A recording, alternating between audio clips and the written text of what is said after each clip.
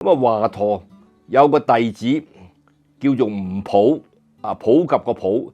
吳普寫咗本書咧，叫做《太上老君養生訣》，裏邊教到人咧，如果你想養生咧，個智慧裏邊咧係要除六害，你能夠減除呢6樣嘢咧，你變咗個人咧就可以能夠咧係身體會越嚟越好。同嗰個我哋講養生理上嘅身唔同㗎，邊樣除六害咧？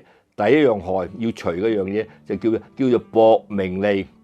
凡稱嗰啲追名逐利嘅人咧，好難會有一個懂得咩叫養生嘅智慧。第二樣嘢就叫禁聲色，唔好追求嗰啲靚嘅嘢嗰啲好聽嘅音樂都唔好追求禁聲色。第三樣嘢咧就叫做廉貨物，除六害啊嘛。第三害就叫廉貨物，就話你唔好追求買咩名牌。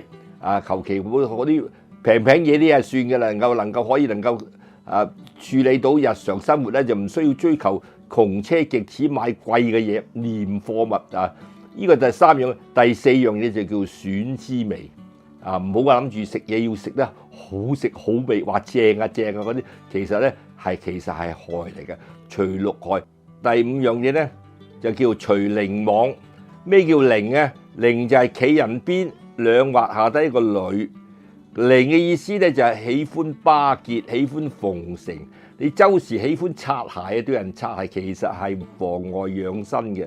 同埋妄就叫妄想，唔好打咁多妄想，除伶妄，咁你就可以能夠有利助於你自己嗰個身體會更加好。第六害記住埋就叫做咩？就叫做係去妒嫉。妒嫉就係有妒忌心，唔好咁多對人唔抵得唔抵得人有妒忌啲嘢咧，隨依度全部咧都會對你自己嘅身體係有害嘅。所以記住，大家養生嘅第一步就叫做除六害，呢個就係吳普裏邊講嘅太上老君養生訣。